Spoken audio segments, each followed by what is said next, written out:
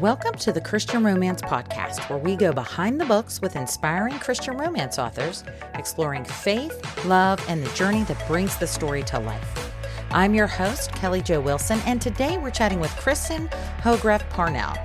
Kristen is a Selah and Grace Award-winning author who writes suspenseful, faith-centered fiction for women and young adults. From English teacher to curriculum designer to full-time mom of a toddler, Kristen's journey is just as inspiring as the stories she tells.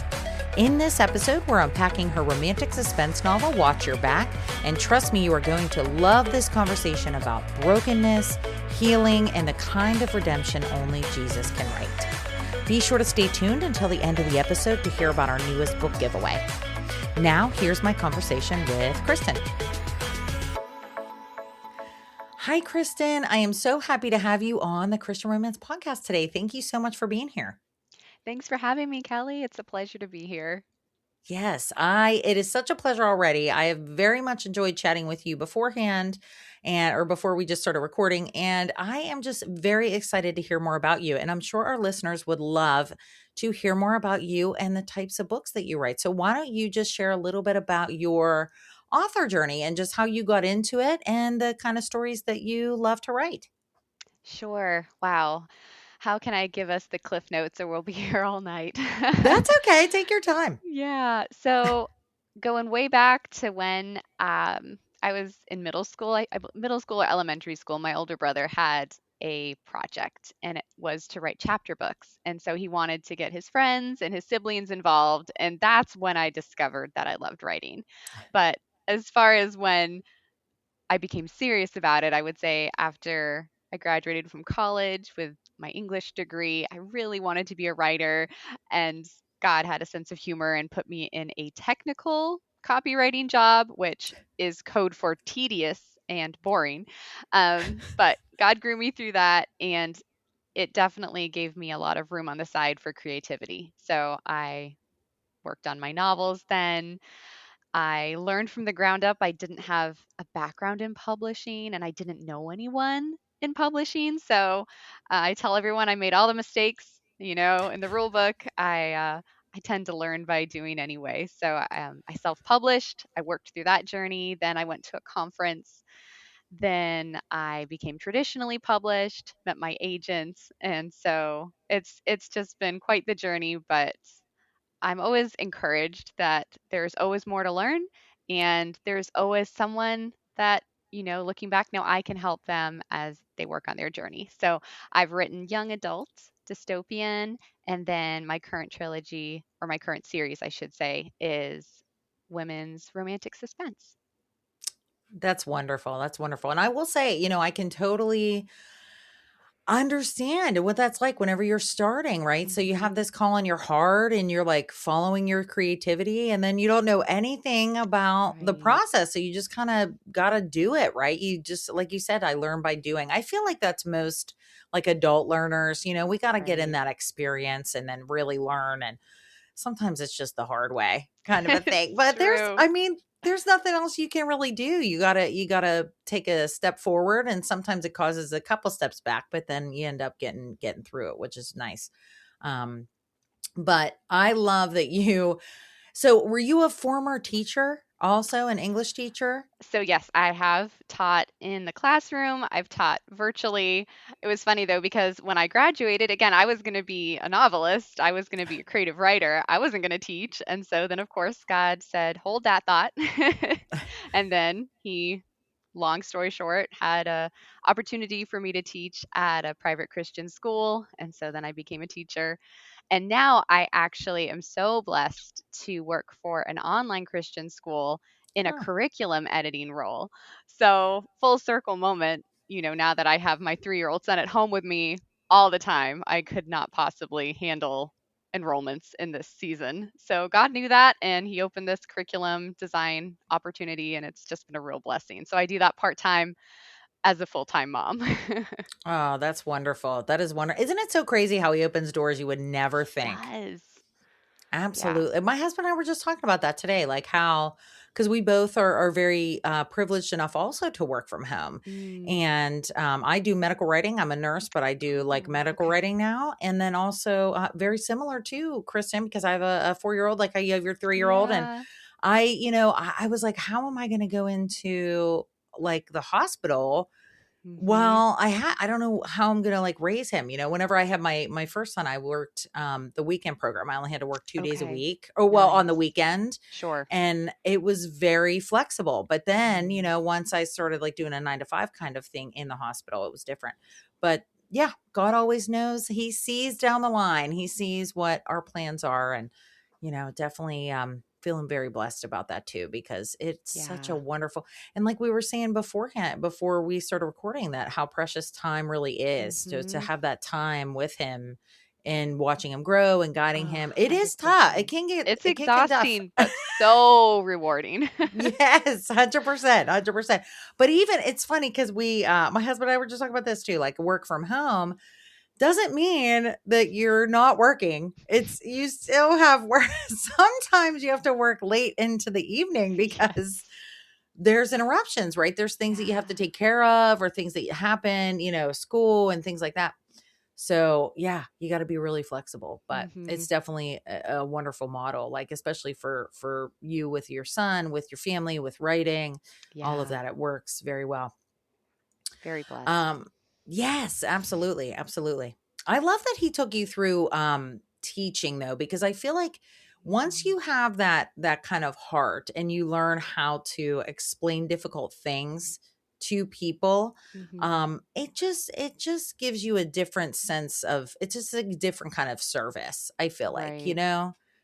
it really takes like a servant heart, I feel, to be able to do that, especially in a Christian school. I love that. And now you're editing with the curriculum and Mhm. looking through it. Oh, it's wonderful. It's absolutely wonderful. Wonderful. Well, I definitely want to get into. So today we were going to talk about your book, Watch Your Back, which is a Christian romantic suspense story.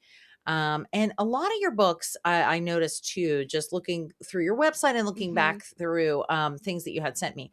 So a lot of them tackle really like emotional journeys in the characters and really tough themes, Sure. because a lot of times our characters are dealing with a lot of brokenness and a lot of things like that. So is there like I know, it's always so different too, Kristen, with writing like Christian books, is like Mhm. inviting God along, like you're like Yes. he's along the journey with you, right? So is there any kind of time that he like went a direction you didn't expect, or like what was that kind of journey like once you really started working on the novels? Sure. Well, in this one particularly, Watch Your Back, which is the third book in my Crossroads Suspense, they're all standalones, but they're all interconnected. So with this one, my son was very young when I signed the contract to write it. And I had an idea of what the story was going to be, but I think I had nothing more than maybe, the typical 3-page synopsis or whatever you send the publisher to make sure that they like the concept as well.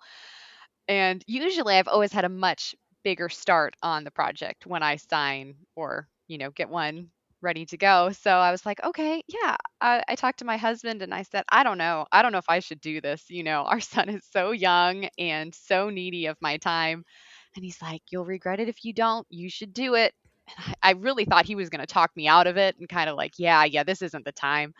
But he said, "Go for it." And so I was like, "Okay." But oh, I tell you what, it was a struggle, like meeting, if I told you what my weekly word counts were to the average author, they're cranking out thousands of words a week, sometimes a day. I was doing everything I could to get this like little amount that I knew I had to write every single week, steadily to get it done. And by the end of it, between our son being sick, they catch everything in the church nursery. As soon as they Oh go in the yeah. church nursery, they catch everything. And I just didn't know how I was going to finish. And I literally, this book was prayer and the support of my husband to get it done. And I think I even wrote in the author note or the letter to the reader, this was, I didn't know when it was going to happen. I didn't know if it was going to happen, but God helped me each step of the way. And the main character, my heroine Avery, is night and day. Like, I really don't have a lot personally in common with her, but I did realize as I was writing the book, the one thing we really have in common was this fear of failure. I Mm. thought I was going to fail writing this book. I didn't know if I was going to get it done. And she just fails over and over on her mission to bring down this Tampa mob boss. And she's an unbeliever versus I have the knowledge and comfort of knowing that, when I fail, God's strength is perfected in my weakness. But she didn't know that at the time. And so, but in that sense, I do see that, this book really stretched me and helped me overcome, I feel like, that fear of failure. And I have to do it perfect myself. And along that same line, she was walking her own journey of overcoming that fear of failure and self-reliance. So yeah, it's neat sometimes to see how your own story sometimes dovetails with the plot.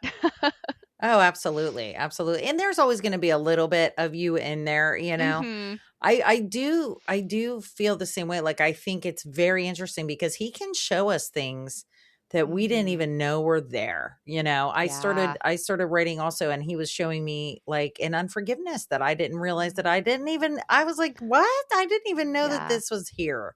And there it's just so crazy. Like as soon as you start writing, it's just such a raw place. And that's what's so Mhm. different, I feel like, with writing Christian stories like that, like Yes. books, even fiction, nonfiction, just really co-creating with God. And maybe, I mean, maybe even some other secular books of that are written by Christians, just the whole process with God writing it alongside you, like co-creating with Mhm. him, because he really does just pull these things out. There's no way to not face it Right? because you got to get them words in. And girlfriend, Yes. do not feel bad about words. Okay. Literally, if I am on like a word count streak to like, I am getting these words in, I will put my word counts in like my notes about my character, like 150 words right there. I was writing, plotting, so don't even worry about it. It's totally progress. That's what we're looking for. Progress. The That's turtle it. gets there eventually, and I am definitely in the turtle season. Yes, it's Not the hare. okay. It's okay. It's hard. Oh. It's hard to manage all these things. Being a mom, being a wife, or Mhm. an author, you're doing the editing for the school, the curriculum, plus not to mention all the people, the other connections you have in your life, right? The other roles Mhm. like friends, siblings, anything like that, a lot. It's a lot to manage. We are never fully balanced It's so 100%. true. Yep. Yes. It's a lot. It's a lot. So all you moms out there, we feel ya, And okay? we salute Everybody is you. struggling. Yes, we salute you. We salute you. Don't worry. It's okay. We are not perfect. We are not meant to be. So it is, we gotta God wants us to rely on him for sure. So Mhm. in everything and surrendering too. So which I don't do as much as I definitely should do. I will admit that too. Preach. Preach. Absolutely.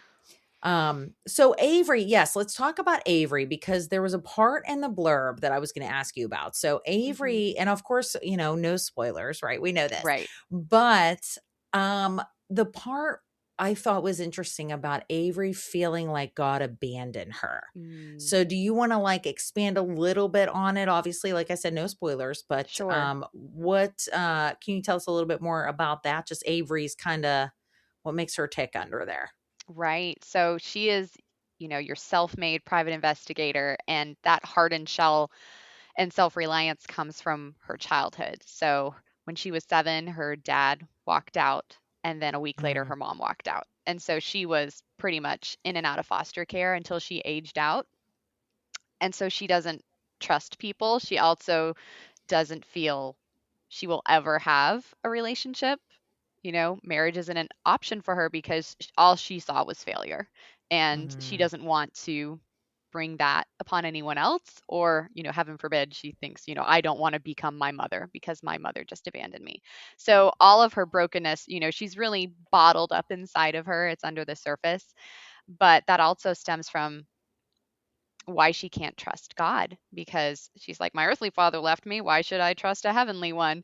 So Mm, she's probably one of the hardest characters I've ever written because she's mm, almost so bristly.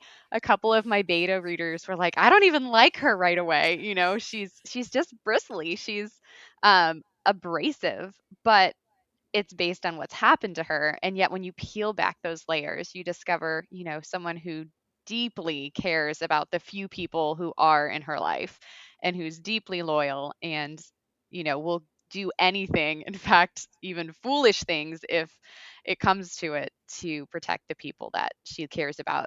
And that's basically her best friend who was a former foster sister of hers.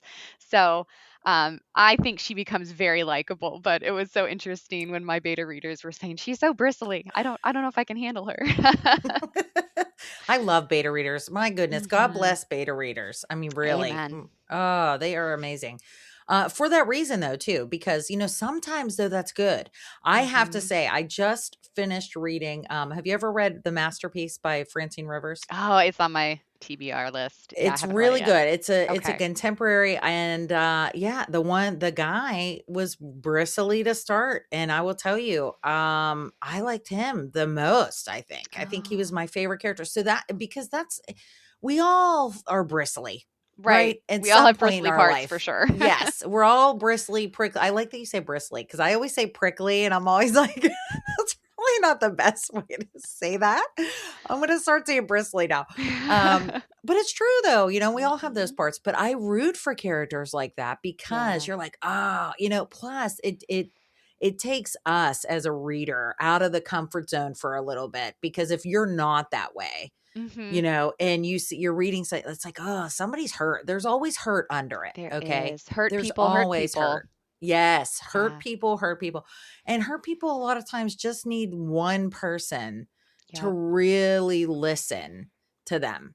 Yep. And I know that just from being a nurse, because I always got the bristly ones. Okay. I They bet you did. always assign them to me, because I would go in and be, try to be, down to earth and listen as much as I could. Hmm. We were very busy, Flora. As we all know, nurses are like, Oh, trust me, all your nurses wish they could spend an hour with you, but they can't. um, but and a lot of times I remember I took care of a young woman, and mm, she was there for a heart issue, but mm. she was a drug addict, and she Oh, wanted to sign herself out AMA. And I was the charge nurse that night. And I remember like going in there, and it's just so funny because like whenever you say like Avery was so like abrasive, that's how she was. She was like swearing at everybody. She was like oh, so mad at everybody. And I like went in, I just sat there, and I was just like, tell me, just talk to me. I didn't have an assignment myself. I was in charge. And yeah, I just sat there for a while. Maybe it was 20 minutes. It wasn't even long. And yeah, she started talking. She's like, why do you care so much? I felt like I was on, it was almost like in a movie or something, like yeah. Dangerous Minds or something, because she's like, why do you care so much? And I said, it's weird, isn't it? That somebody can just care just because. And Right. she like, she like broke down. It was like amazing to witness, because and that personally for me, just from my past, I just have seen so many people Mm, struggle with that so much. So you never know, you just never know what yeah, somebody's going through. And I know we always, you always hear that, but it's really true. Like sometimes just it just is nice to listen. But so true. with Avery, I mean, I can totally understand that, especially aging out of the foster care system. That is really, really difficult, because Yes. she doesn't have any place to really call She home. has no family, and that longing you just Yeah. see come up when the romantic interest, who of course they initially just, it's like Clash. oil and water. They do not do not mix well for many reasons, but he has a family and he has sisters, Mm. and he makes an offside, an off the cuff comment about, "Oh, they're such a pain." And she just, it eats her because she says, "Well, that's, at least you've got somebody to care about, somebody to love." She's like, "I have no one." And it makes him even think, "Oh, wow, I can't take these people for granted. Maybe they annoy me or whatever, but they're still family and I have that and she doesn't." So, yeah, you just don't know what battles people are facing. Oh, yeah, for sure. Well, let's talk about Ethan too. So Ethan is a Coast Guard veteran. Hmm. He has a family, he has sisters. So what is a little bit like kind of underlying with him? What is his biggest, like, I would say, motivation? Sure. So he's a Coast Guard vet and he was discharged honorably because of PTSD. So Mm. that's the demon he's facing. And not only does he have PTSD, it's from having witnessed his best friends um, not being able to save his best friend. Mm. So who was in the Coast Guard with him. So he's dealing with his own demons, and she doesn't, for that reason, he thinks he's incapable of ever having a family of his own because he doesn't think any woman could ever understand what he's going through. So they're both, they've both checked themselves as off the market, as it were, and yet their stories collide in the first chapter when he, spoiler, it's the first chapter, so I feel like this is safe to disclose. He destroys her sting operation. He swoops in to rescue her, thinking she's a damsel in distress, not realizing that she's the private investigator. So they get off to the wrong foot from the first chapter, and it doesn't get much better for a while. But it's so fun to write that kind of conflict into a story, though, and keep putting these characters into close proximity until they start to realize that they are both individuals who have baggage, but God can God can turn good into their stories. So one of them, I won't say who, discovers that a lot sooner than the other one, but it was a lot of fun to write them. Yeah. That sounds amazing. I like whenever they're opposites attract at first, you Hmm. know? Oh, Like, I there's like not when even they're attraction.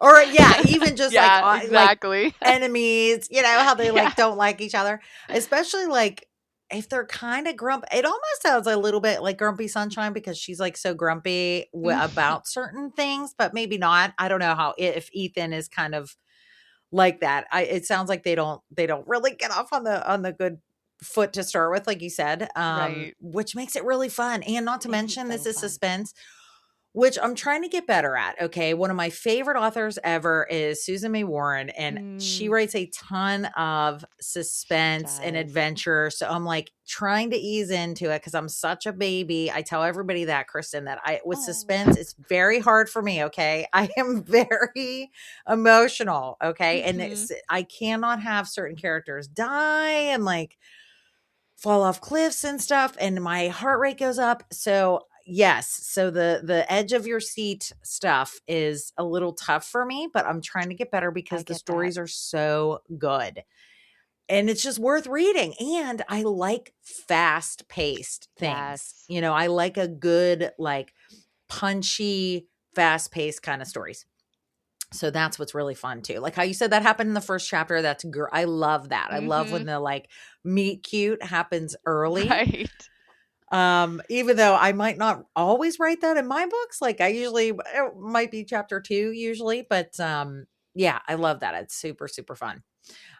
Especially, oh my gosh, a sting operation. And he's like, I picture him like coming in like, I have you, He's like like your knight, but she didn't want a knight, so she's like, you idiot. yes. What are you doing? Oh, I could just picture it. It's so funny. So it sounds like, so you do have these themes, like how you were saying, like the PTSD, which is very difficult, Mhm. very very tough. Have you ever known anybody with any PTSD I or anything, have. or did you? Yeah, I was curious if because I know that, like, soldiers, like Mhm. Coast Guard veterans, or something that I wouldn't even think about, but I can imagine what they would go through would be very difficult. Especially at sea. Oh my gosh, I can't. Mhm. Did you talk to anyone? Like, did you talk to the people, or did you just So kind of I witness it a little bit I and kind of kind of more write it in? witnessed it, and then that Yeah. made me curious. So then I started doing my own research, watching YouTube videos, because you can find so much on Oh the yeah. internet without like interrupting the lives of the people you know, but they can point you in the right direction. So yeah, it was really interesting. And of course there's different types of PTSD and different symptoms and different levels of severity, different triggers. So it was fascinating, but also heartbreaking to research Hmm. and realize that some people really genuinely do struggle with this. Oh yeah, yeah, and it's also hard too because, like, in writing a character with it, I know that my character in my book Finding Forevermore also had PTSD. Mm, He's a former ranger, army ranger. okay. But it is tough because it's not something that, like, the end of the book and it's all gone. Like, it's Right. something that's like lived with, and there's healing and there's steps toward healing and there's ways. And obviously, through with Jesus, he's absolutely, can heal in ever. But usually with things like that, and same thing with like mental illness, Mhm. anything like that, and even just physical illnesses, he's just walking with you in it, right? Right. It sometimes is not just going to go away right away. Right. So it's hard. Yeah. Did you find that that was a little bit tough, like in writing, like that kind of character, like what he goes through essentially, and then the arc, like at the end? Right, I because it mean, you don't doesn't have go to talk about the away. end, but you It know what I mean? doesn't. Yeah. Yeah, of course. I like to have satisfying endings. Right. So I'm definitely in your camp when it comes to like, don't kill off your favorite character. Yes. Yes. um, I'm definitely a softie there. But yes, as far as his story, and even when he does come to Jesus, when he comes to understand who Jesus is and why he died to save him, he even kind of gets it thrown into his face by a character like, oh, well, is everything fine now? Oh, you're still having nightmares? Oh, so Jesus didn't fix that? Well, you're missing the point. Jesus died not to make our earthly lives perfect, but so that we can have relationship with him now and in eternity. So learning how to, he has to grapple with, oh yeah, now I know Jesus, but this is still a struggle. And that is, that's the case. Now, of course, Jesus could 100% miraculously heal him. And sometimes that happens to people, but a lot of times, we still live in a fallen world. It's still broken. There's still going to be pain and sorrow, but we know that Jesus is the man of sorrows who was broken for us. So he is with us in those struggles and that pain, and he has ultimately overcome it. So offering that type of hope, because if you just slapped on, and I mean, again, not to say there isn't a time and a place for it, but oh, everything gets fixed. Well, that doesn't ring true to most of our realities, right?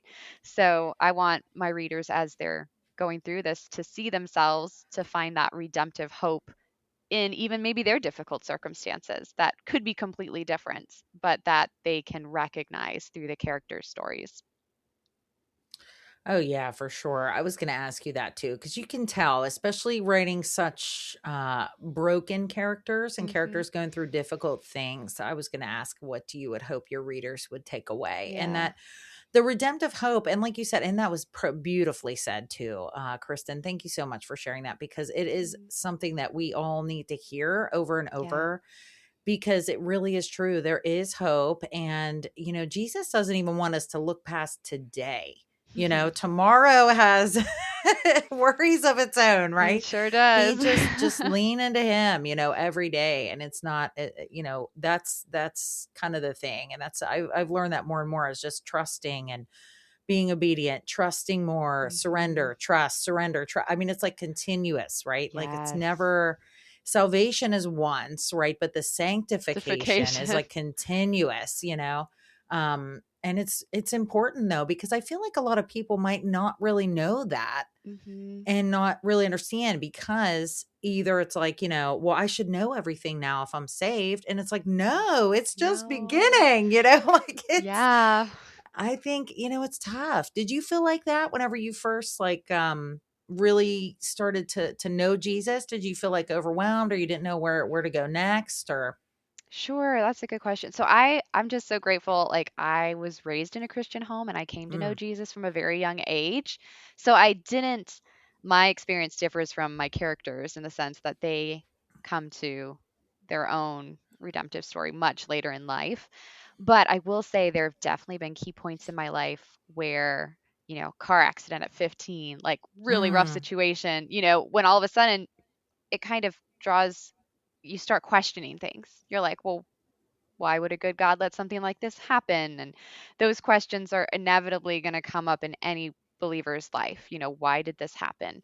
Why would why would God allow this to happen? And I've had a lot of my characters wrestle with those types of questions, even in a book I've written. It's in draft mode. It's with my agent. But I just love one of the questions, she's asking just like, why this? Why this? Why this? And then it's like she has a sense of Jesus telling her, you're asking the wrong question. And so mm. yeah, I think a lot of times we ask the wrong question. Why would this happen to me? Isn't the right question. The right question is, why did Jesus die for me? Well, he loves me. Mm, Like, that's the bottom line. It's not, all these, there's so many things in life that we, can't handle on our own. They're overwhelming. But ultimately, at the end of the day, we have to ask the right question. And why did Jesus die for us? It's because he loves us. So that ultimately, not to say it erases the problems we're facing, because they're still very real and important to us, but it kind of levels the playing field. Like, mhm. okay, at the end of the day, Jesus loves me. His word tells me so. Like I sing to my son every night, Jesus loves me. Aw. Um, so it's so funny though, even as I'm, teaching him and, singing with him, I get so convicted. So, I don't know, does this happen to you? You hear Oh, a yeah. word like, you need to be content. And I'm like, oh, I need to be content. Oh, all So, the time. yeah. Absolutely. Yeah. And I mean, my older son who's 12, I'm like, I'll tell him too. I'll be like, I'm sorry, buddy.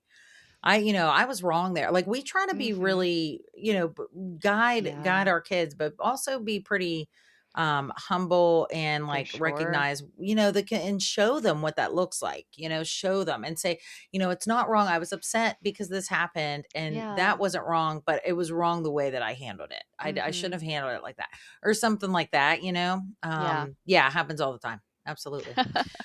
Absolutely, yes. And you said that so beautifully. I mean, it really is so very true is really trying to take the focus off ourselves in the Mhm. situation and just put the focus on him. And that would be Yeah. like asking that question, why did he die for me? Because he loves me and this is what's happening and because I needed him to. Also too, there was something that in the my Bible study today that I listened to In Touch Ministries with Charles Stanley. Yep. I love So him. good. So he said something today, and I was like, oh man, I have to put this in a book because he said, obviously giving him the credit, but he said, we will learn so much more about God in the darkness than we would Mm, ever learn in the light. Like things yeah. that we just would never, ever know about him and his Right. character without those dark times and like seeing how he Mm, always is with us always he always promises that yeah. and he's never leave us or forsake us. He's going to go with you. All of his like prophets and everything. I will be with you. I will be Yeah. with you, in it. So I think that's such a neat thing to remember. I'm so glad that you said that too. But we are almost at time. But on that note, did you have any verse that really encouraged you, or maybe that encouraged your characters in this story that was really impactful? Well, Avery, as we know, is pretty hardened, but she meets a really spunky character, an older lady named Miss Martha, who Mm. essentially dares her. She gives her a Bible and she dares her to read it. And Avery, even as bristly, there's our word again, as she is, she's respectful. She has she doesn't want to be rude to this sweet lady. So she's like, okay, fine, whatever, I'll read it. And to honor her word, she tries to find one of the shortest books. So she goes to First John, nice and short and sweet. And the first chapter, and for those of us who are believers, these verses sound really familiar. But of course, to Avery, she's never read them before. But it's First John 1:8 and 9, which says, "If we say we have no sin, we deceive ourselves, and the truth is not in us. If we confess our sins, he is faithful and just to forgive us our sins and to cleanse us from all unrighteousness." And Avery just struggles with that because she Mm. is the good guy. She is the one fighting evil, even if she feels like she has to do it alone. So, how can, it says, if we say that we have no sin, we deceive ourselves. She's like, what do you mean? I'm the good guy. I'm justice. And she has to come to the place where she recognizes, oh, yeah, but I make mistakes. I let people down. I fail. I sin. She has to recognize she gets to the point where I sin. And but then there's that good news. If we confess those sins, he is Mm. faithful and just to forgive.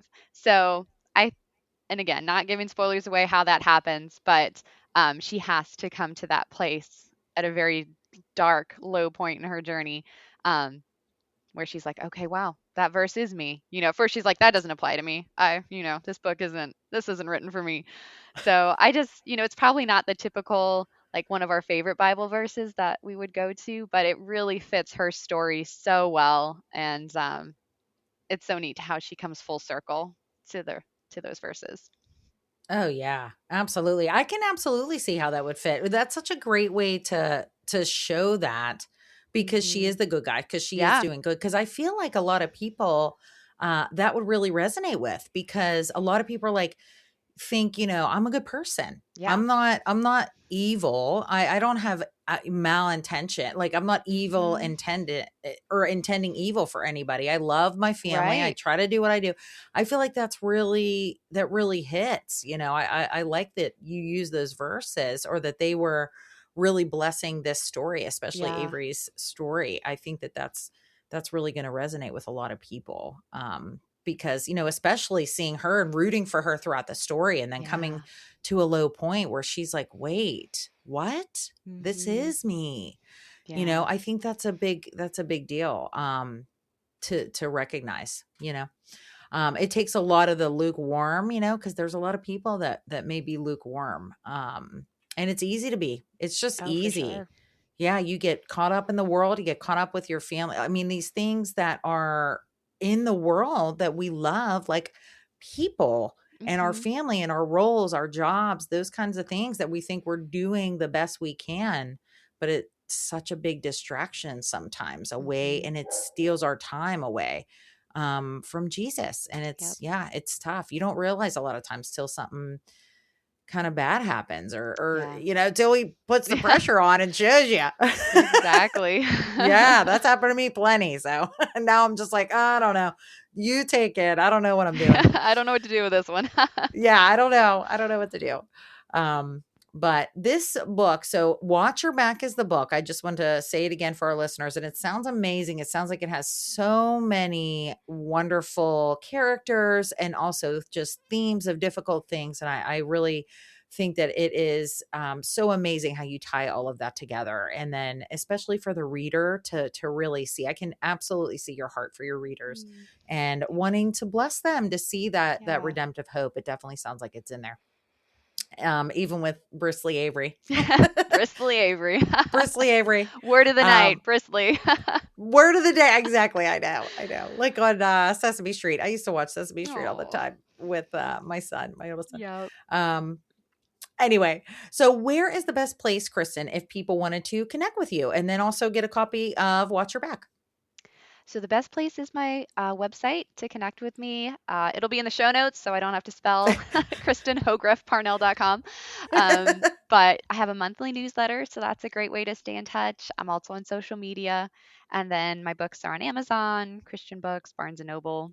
So, but I just love connecting with readers. So if you just subscribe to the newsletter, you get a free novella that introduces the setting for the Crossroads Suspense series and just lets you get to know me a little bit. So I would love to connect with anyone there.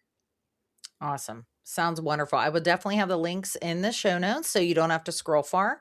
And thank you so much, Kristen. Thank you for sharing your heart today, and just for the wonderful work that you do and these amazing stories that you're writing and just connecting with so many people. Thank you so much. Thank you for having me. This was a blast. As this season of the Christian Romance Podcast comes to a close, I'm so grateful for the stories we've shared of love, redemption, and hope that ultimately point back to Jesus. This space is always focused on clean Christian romance that reflects His love and reminds us that His grace reaches even our most broken places. That mission continues through my Christian Romance newsletter, where I share author spotlights, new releases, beloved tropes, and exclusive book giveaways. If you'd like to keep discovering clean Christian romance books rooted in faith and hope, sign up at faithlovebooks.com. That's faithlovebooks.com. Thank you for being here, and may every story we read draw us closer to Jesus. Remember, keep your faith, share the love, and happy reading.